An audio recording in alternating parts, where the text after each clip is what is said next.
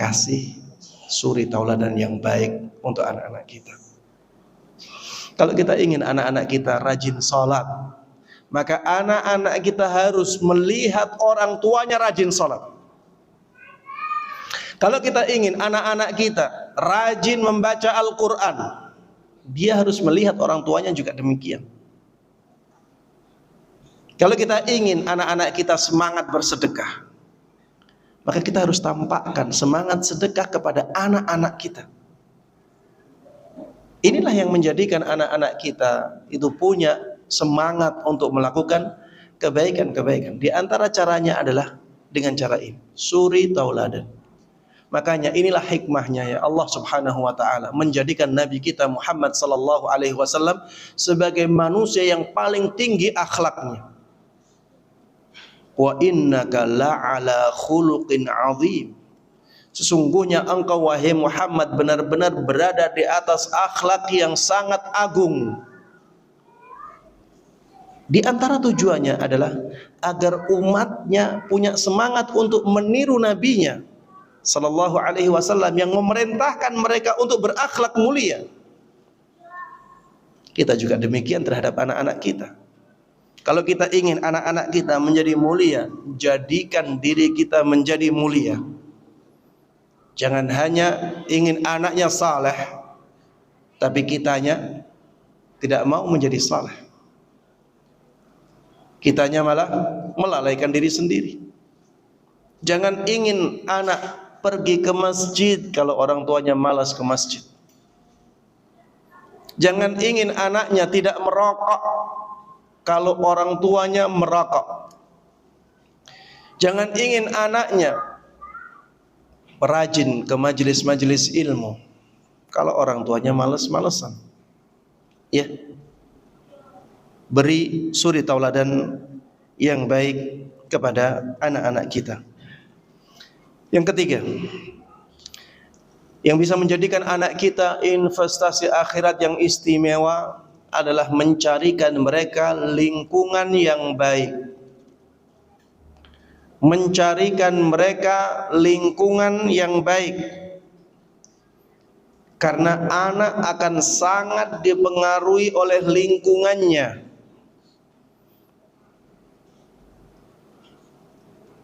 Ini sebagaimana orang dewasa. Bahkan pengaruh lingkungan terhadap anak itu lebih kuat daripada pengaruh lingkungan kepada orang dewasa.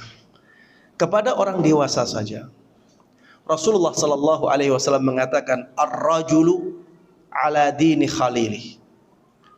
Falyanzur ahadukum man yukhalil." Ar-rajulu ala dini khalilih. Falyanzur ahadukum man yukhalil. Seseorang itu berada di atas agama teman dekatnya. Maka silahkan salah seorang dari kalian melihat siapa yang dia jadikan sebagai teman dekatnya. Ini Rasulullah mengatakan ar-rajul. Rajul itu orang yang sudah dewasa. Laki-laki yang sudah dewasa itulah rajul. Orang yang sudah dewasa itu punya prinsip hidup. Dia sudah punya latar belakang pendidikan yang membangun kepribadian dia. Sehingga dia punya pegangan hidup.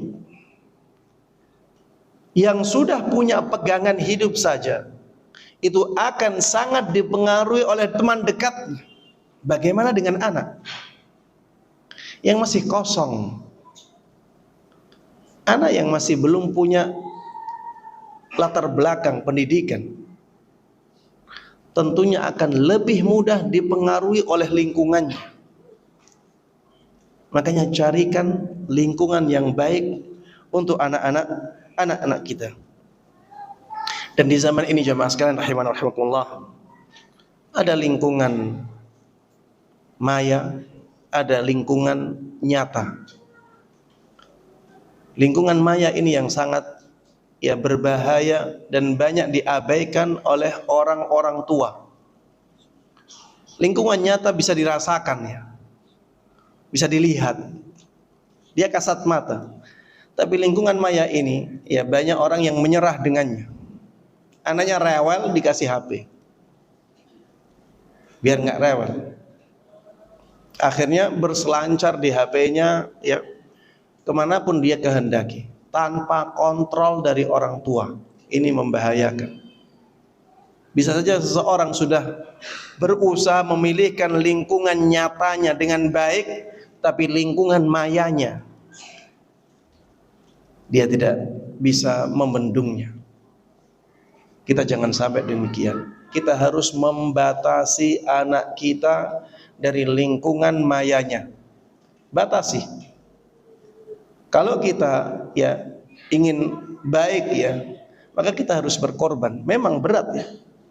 Membatasi lingkungan maya anak-anak kita itu berat. Kita harus ada ketegasan. Kita batasi misalnya setiap hari cukup 1 jam dan dengan pengawasan kita. Atau kita batasi dengan prestasi. Kamu mau main HP, kalau mau hafalkan setengah halaman. Setelah hafal setengah halaman dengan lancar, kamu bisa main HP 1 jam. Batasi. Atau batasi dengan hari. Main HP hanya di hari libur. Dan hari liburnya pun ya dibatasi ya. Sebelum mengerjakan pekerjaan rumah ya, jangan menyentuh HP. Pekerjaan rumah beres di hari libur, baru bisa main HP. Main HP mulai jam 9 misalnya, sampai jam 3 misalnya. Enggak, sudah sepekan hanya itu saja. Dan kalau bisa tetap diawasi. HP-HP-nya harus kita awasi. Tadi nontonnya apa, dilihat. Ya, tadi mainnya apa, dilihat. Lingkungan maya ini jadi PR baru di zaman kita. Karena seringkali anak itu lebih tertarik dengan lingkungan maya daripada lingkungan nyatanya. Makanya kalau disuruh milih sana main dengan teman-temanmu di luar, dengan disuruh sini main HP, mana yang dipilih oleh anak? Sering milih main HP. Lingkungan maya lebih menarik bagi anak-anak daripada lingkungan nyatanya. Makanya di sini kita harus benar-benar lebih memperhatikan lingkungan maya. Jangan sampai ya kita membatasi mereka di dunia nyatanya, tapi di dunia maya kita tidak batasi mereka, padahal di situ juga banyak sekali keburukannya. Kemudian jemaah sekalian rahimana rahimakumullah, yang keempat, agar kita bisa menjadikan anak sebagai investasi istimewa untuk akhirat kita, adalah mendekatkan mereka dengan Al-Quran. Dekatkan mereka dengan Al-Quran. Sibukkan mereka dengan Al-Quran. Al-Quran akan menjadikan anak menjadi anak yang saleh dan salihah. Karena Al-Quran ini banyak sekali keberkahannya. Bahkan Allah Subhanahu wa taala di dalam surat di dalam surat Sad mengatakan, kitabun anzalnahu ilaika mubarakun liyadabbaru ayatih wa liyatadzakkara ulul albab. Kitabun, Al-Quran itu adalah kitab. Anzalnahu ilaik, yang kami turunkan kepadamu wahai Muhammad. Mubarakun, Al-Quran ini dipenuhi dengan keberkahan. Keberkahan itu apa jemaah? Kebaikan yang banyak, yang terus menerus datang. Kebaikan yang banyak, yang terus menerus ada, itulah keberkahan. Al-Quran itu kitab yang dipenuhi dengan keberkahan. Liyadabbaru ayatih, kami turunkan Al-Quran ini agar mereka mentadaburi ayat-ayatnya, agar mereka merenungi ayat-ayatnya. Waliyatadzakkara ulul albab, dan agar orang-orang yang akalnya lurus mereka bisa ingat. Intinya di sini, ada penjelasan bahwa Al-Quran itu dipenuhi dengan keberkahan, sehingga orang-orang yang bisa mendapatkan Al-Quran, bisa menyimpan Al-Quran di dalam hatinya, maka dia akan diberkahi oleh Allah Subhanahu wa ta'ala karena adanya keberkahan dalam Al-Quran. Kertas saja, ya, ada mushaf misalnya. Mushaf itu kertas yang ditulisi firman Allah Subhanahu wa ta'ala. Kalau ada tulisannya firman Allah Subhanahu wa ta'ala, maka dia menjadi berkah. Tempatnya di tempat-tempat yang bersih, di tempat-tempat yang ditinggikan. Kalau di masjid-masjid, mushaf di tempat yang mulia, padahal sebenarnya dia kertas saja. Coba kalau kertas tersebut diisi berita-berita, berita tentang artis, diisi berita tentang kejahatan, diisi berita tentang drama, tentang hal-hal yang berkaitan dengan dunia, maka kertas tersebut tidak menjadi mulia. Mungkin berserakan di jalan-jalan, dibiarkan sama orang. Tapi coba kalau yang berserakan itu ada tulisan firman Allah Subhanahu wa ta'ala, orang akan berusaha mengambilnya, memuliakannya, menempatkannya di tempat yang baik. Ini kertas. Bagaimana ketika hati seseorang diisi dengan Al-Quran, dibawa kemana-mana, hati itu hidup dengan Al-Quran, maka tentunya keberkahan yang sangat besar didapatkan oleh orang yang demikian dari hafalan Al-Quran. Kalau kita ingin anak-anak kita benar-benar menjadi investasi istimewa akhirat kita, dekatkan dengan Al-Quran. Suruh mereka untuk menghafalkan Al-Quran. Jadikan Al-Quran sebagai target kehidupan mereka. Masukkan mereka ke pondok-pondok, ke pesantren-pesantren yang punya tujuan untuk menghafalkan Al-Quran. Terutama ya yang masih kecil, ya, menghafalnya masih mudah. Hafalannya pun kalau sudah hafal lebih kuat daripada kita-kita yang sudah tua. Jangan lewatkan kesempatan ini. Dan jangan bilang, ya, maksudnya jangan beralasan. Jangan beralasan, Ustadz, ini pondok pesantrennya mahal-mahal, Ustadz. Jangan beralasan demikian. Bisa jadi karena kita memondokkan anak kita di pondok-pondok yang mahal tersebut, akhirnya Allah Subhanahu wa ta'ala memudahkan jalan rizki kita. Karena setiap anak itu punya jatah rizki masing-masing. Dan biasanya rizki itu lewat orang tuanya. Biasanya rizki anak-anak itu lewat orang tuanya.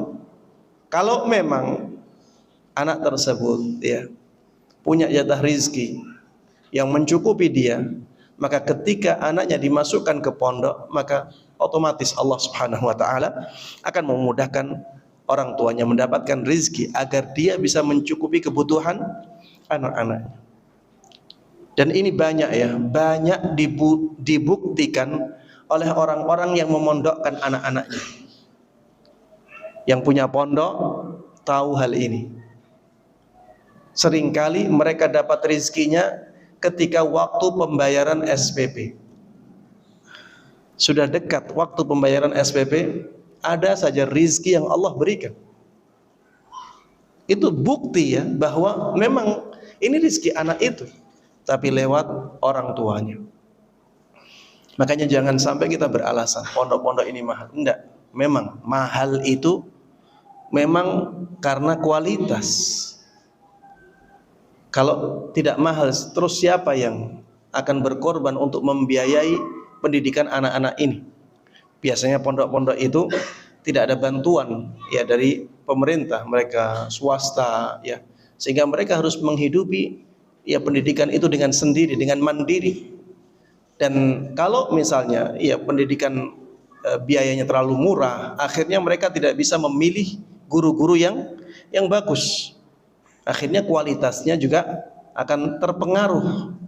Beda kalau misalnya mereka bisa menggaji guru-guru yang dengan gaji yang baik, ya, maka mereka bisa mendapatkan guru-guru yang berkualitas, dan akhirnya hasilnya atau outputnya pun akan berkualitas juga. Baik, para jemaah sekalian rahimana wa rahimakumullah.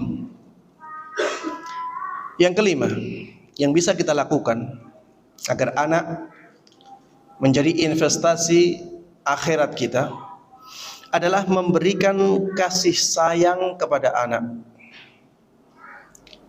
Memberikan kasih sayang kepada anak. Jadi anak itu harus kita perhatikan sisi kasih sayangnya juga. Kita harus menjadikan anak kita itu benar-benar yakin, benar-benar sadar bahwa mereka itu disayangi oleh orang tuanya. Dan ini termasuk pahala. Kita menyayangi anak itu pahala. Dan tampakkanlah kasih sayang ini, baik melalui perbuatan ataupun melalui ucapan. Sampaikan, "Nah, ayah itu sayang banget." Misalnya ibu itu sayang banget kepada kakak, kepada adik, ya. Sampaikan kata kasih sayang itu, sampaikan kepada mereka agar mereka benar-benar sadar bahwa orang tua mereka itu sangat sayang kepada mereka. Atau tampakkan dengan perbuatan, cium mereka, cium kening mereka, ya. Dan lakukan ini dengan banyak agar anak tahu orang tuanya itu sayang kepada dia. Apa fungsinya ini? Fungsinya adalah kedekatan anak kepada orang tua. Ketika anak itu merasa disayang orang tua, anak akan senang untuk dekat dengan orang tuanya. Ketika anak senang dekat dengan orang tuanya bisa memberikan banyak nasihat untuk anak-anak. Orang tua menjadi mudah untuk mengarahkan anak-anaknya, mudah untuk misalnya mengingatkan anaknya. Bahkan jemaah sekalian rahimana rahimakumullah, di saat kita marah pun, kita marah kepada anak, tampakkan kasih sayang. Tampakkan kasih sayang ketika kita sedang marah. Bagaimana menampakkannya? Dengan mengatakan, "Nak, ayah ini marah saat ini karena kasih sayang anak, karena kasih sayang ayah kepada engkau." Kalau ayah nggak sayang, ayah nggak akan marahi. Biar engkau jadi anak buruk, ya terserah. Sampaikan, ketika marah pun sampaikan. Ayah marah karena ayah sayang kepada kamu, karena ayah punya perhatian kepada kamu. Kalau bukan karena kasih sayang, akan ayah biarkan kamu jadi bejat, jadi sampah masyarakat. Walaupun ketika marah. Sehingga anak ketika dimarahi dengan cara yang seperti itu, anak memaklumi. Oh, ternyata ya ayah nggak suka. Dan ketidaksukaan ayah ini karena kasih sayang. Sehingga anak tidak menjadi jauh dari orang tuanya. Baik. Ada banyak dalil ya yang menunjukkan ya bahwa kasih sayang kepada anak itu sangat dianjurkan di dalam Islam, ya.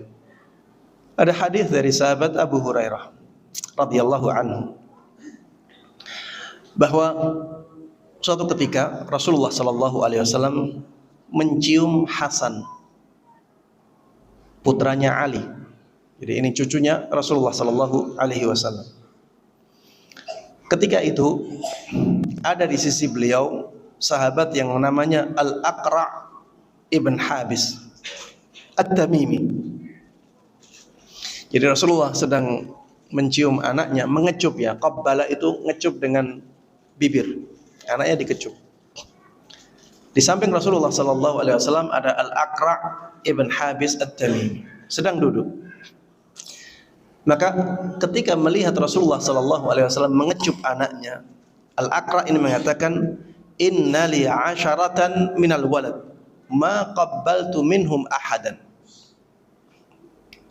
Sungguh aku punya 10 anak. Aku tidak pernah mencium mereka sama sekali atau mengecup mereka sama sekali. Jadi Al-Aqra' ibn Habis ini heran ketika Rasulullah sallallahu alaihi wasallam mencium atau mengecup cucunya. Maka keluarlah kata-kata ini dari Al-Aqra' ibn Habis.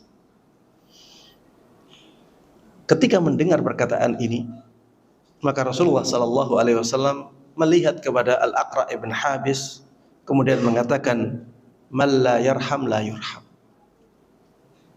Orang yang tidak memberikan kasih sayang, dia tidak akan diberikan kasih sayang. Maksudnya dia tidak akan mendapatkan kasih sayang dari Allah Subhanahu wa ta'ala. Ketika kita memberikan kasih sayang kepada anak-anak kita, maka kita akan disayangi oleh Allah Subhanahu wa ta'ala. Di antara bentuk kasih sayang adalah mengecup mereka, mencium mereka. Baik. Ada juga ya hadis dari Ummul Fadl. Ummul Fadl pernah datang dengan Hasan ya ketika masih kecil, masih bayi. Hasan ketika itu sudah disapih. Tapi masih kecil ya, sudah disapih. Akhirnya Hasan diambil oleh Rasulullah sallallahu alaihi wasallam di pangku. Ketika Rasulullah sallallahu alaihi wasallam meletakkan Hasan di dada beliau, qadarullah wa masya'a fa'al, Hasan ngompol. Hasan ibn Ali ngompol. Fa asabal baulu izarahu. Ya, jadi kencingnya Hasan ini akhirnya mengenai sarungnya Rasulullah sallallahu alaihi wasallam atau pakaian bagian bawah beliau. Akhirnya Ummul Fadl melihat Hasan ibn Ali yang masih kecil sudah disapih, ngompol, akhirnya mukul katifai, fadarabat baina katifai, mukul bagian dadanya, jadi antara dua pundaknya dipukul. Karena ya Ummul Fadl merasa ini tidak baik. Akhirnya dipukullah Hasan ibn Ali. Tentunya ya bukan pukulan yang kuat ya. Ya, dengan pukulan untuk anak kecil. Faqal, maka akhirnya Rasulullah sallallahu alaihi wasallam irfiqi bibnayya rahimakillah, bertindak haluslah terhadap anak laki-lakiku, semoga Allah Subhanahu wa ta'ala memberikan rahmat kepadamu. Au aslahakillah au ja'ti ibni, atau yang dikatakan oleh Rasulullah sallallahu alaihi wasallam, semoga Allah memperbaiki keadaanmu wahai Ummul Fadl, engkau telah menyakiti anak laki-lakiku. Ini kasih sayang Rasulullah sallallahu alaihi wasallam kepada cucu beliau. Harusnya seperti ini ya, sebagai orang tua ya kita harus melakukan atau memberikan kasih sayang yang besar kepada anak-anak kita, agar anak-anak kita semakin dekat kepada orang tuanya. Banyak ya anak-anak yang kalau dengan orang tuanya tidak suka, tapi kalau dengan orang lain suka. Akhirnya apa? Akhirnya dia lebih memilih meminta nasihat ke teman-temannya daripada meminta nasihat ke orang tuanya. Dan ini akan menjadikan anak ya mendapatkan nasihat-nasihat buruk dari teman-temannya. Tentunya ini tidak baik. Kalau kita ingin anak-anak kita dekat dengan kita, kita harus memberikan kasih sayang yang besar untuk mereka. Baik. Termasuk di antara bentuk kasih sayang kita kepada anak-anak kita ya adalah dengan memberikan apresiasi ketika mereka melakukan kebaikan. Jadi jamaah sekalian rahimana wa rahimakumullah, jangan sampai orang tua itu sering memarahi anaknya ketika anaknya melakukan keburukan, tapi ketika anaknya melakukan kebaikan tidak ada apresiasi, tidak ada penghargaan. Jangan sampai demikian. Jadi kita harus apresiasi anak, kita puji.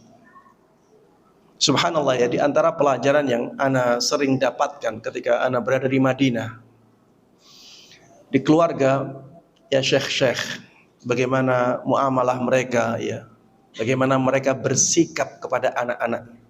Mereka itu sering sekali memuji anak-anak mereka. Dan ini yang masih sangat lemah di negara kita.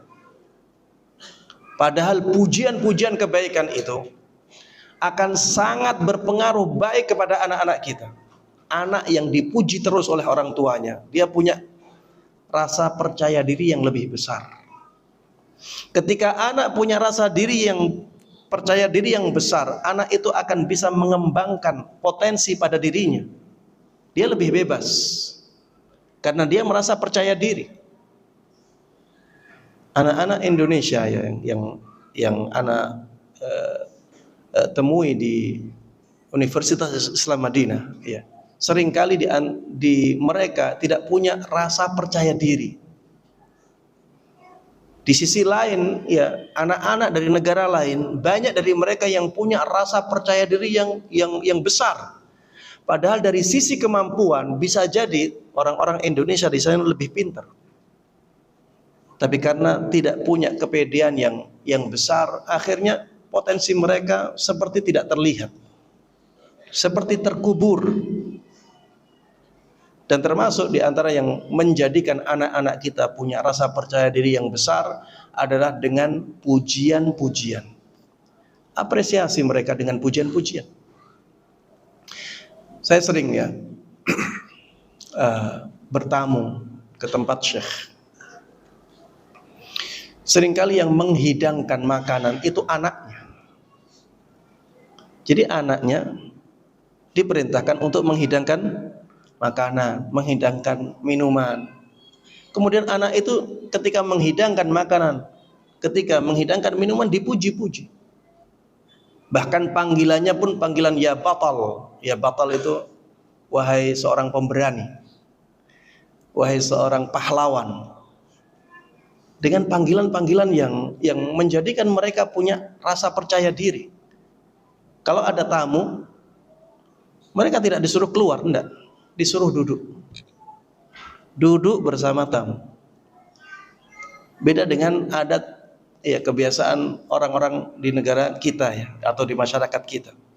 Anak masuk ke ruang tamu, ada tamu disuruh keluar. Jangan ganggu. Ini sebenarnya ya kurang baik. Sebenarnya anak itu kalau misalnya masuk ke ruang tamu, ada tamu, ya suruh mereka nyambut tamunya, salaman, kemudian suruh duduk ya bersama tamu-tamunya. Kita bisa memuji anak itu dengan pujian-pujian sehingga anak punya rasa percaya diri yang besar, dan itu akan bermanfaat, sangat bermanfaat ketika dia bersikap atau bermuamalah dengan masyarakatnya, dengan lingkungannya. Tapi para jemaah sekalian rahimana wa rahimakumullah. Yang keenam, yang bisa kita lakukan untuk anak kita agar dia menjadi investasi akhirat yang sangat istimewa bagi kita adalah banyak menasehati anak-anak kita. Banyak menasehati anak-anak kita. Orang tua itu dipandang sangat terhormat oleh anak.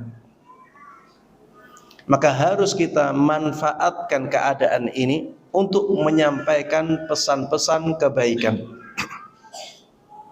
Kalau bisa ya di rumah ya itu ada kumpul. Misalnya kumpul ya satu keluarga saja, anak, istri, sama orang tua, sama ayah. Ya, jadi suami istri bersama anak-anaknya kumpul, makan-makan, sambil makan-makan, ya seorang suami atau seorang ayah ini memberikan pesan kebaikan